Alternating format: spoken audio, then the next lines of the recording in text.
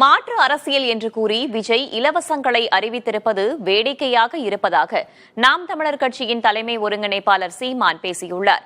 மேலும் நிதிஷ்குமாரின் நிலை எடப்பாடி பழனிசாமிக்கும் வரலாம் என்ற முதல்வர் ஸ்டாலின் கருத்தை நிராகரிக்க முடியாது எனவும் சீமான் கூறினார்.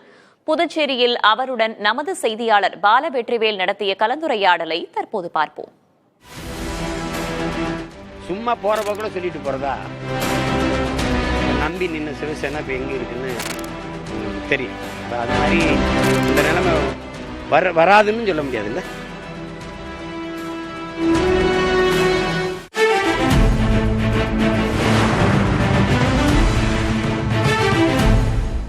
மாற்றத்தை கொடுப்போம் சொன்ன விஜய் நிறைய இலவச திட்டங்களை இன்னைக்கு அறிவிச்சிருக்காரு. 2500 ரூபா கொடுப்போம், 6 சிலிண்டர் கொடுப்போம், இதெல்லாம் சொல்லியிருக்காரு. இதை நீங்க எப்படி பாக்குறீங்க?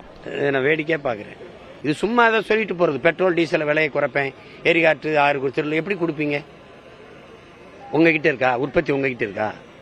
பெட்ரோல் டீசல் விலை எப்படி? அது முதலாளிகளுக்கு கொடுத்தாச்சு. எண்ணெய் நிறுவனங்களே அதுக்கான விலையை தீர்மானித்துக் கொள்ளலாம்னு வித்துட்டேன். அதனால காலையில 1 லிட்டர் பெட்ரோல் இவ்வளவு இருக்கு, சாயந்தரம் 1 இருக்கு.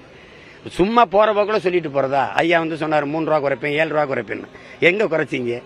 இப்போ எடப்பாடி பழனிசாமியினுடைய நிலைமை நிதிஷ்குமாரினுடைய நிலைமை போன்றுதான் இருக்கும்னு முதல்வர் ஸ்டாலின் விமர்சனம் செஞ்சிருக்காரு. ஏன்னா பாஜக யார் நம்பி போனாலும் அவங்கள கழுத்தை நெரிச்சிருவாங்க. நிதிஷ்குமாருக்கு இன்று ஏற்பட்டுள்ள நிலைமை தான் எடப்பாடிக்கு ஏற்படும் அப்படின்னு சொல்லியிருக்காரு. இந்த விமர்சனத்தை எப்படி பாக்குறீங்க? இல்ல, அதை நிராகரிக்க முடியாது அந்த கருத்தை. ஏன்னா மகாராஷ்டிரால உங்களுக்கு தெரியும், சிவசேனாவோட கூட்டணி வச்சு ஆட்சிக்கு வந்தாங்க. சிவசேனா ஆட்சியில் இருந்துச்சு. ஒரே இதில் திடீர்னு 42 சட்டமன்ற உறுப்பினர்களை விலைக்கு வாங்கி ஒரு ஆளுக்கு 30 கோடி கொடுத்து, உங்களுக்கு தெரியும் நினைக்கிறேன், கொடுத்து அப்படியே வாங்கிட்டாங்க. வாங்கி இப்போ பாரதிய ஜனதா ஆட்சியில் இருக்குது. கூட உங்களுக்கு அஜித் பவார் அவங்களெல்லாம் சேர்த்துக்கிட்டு வந்துட்டாங்க.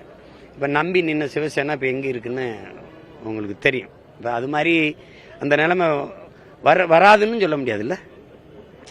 6 இடம் தான் வென்றாங்க. கோவாவில் ஆட்சி அமைச்சிட்டாங்க.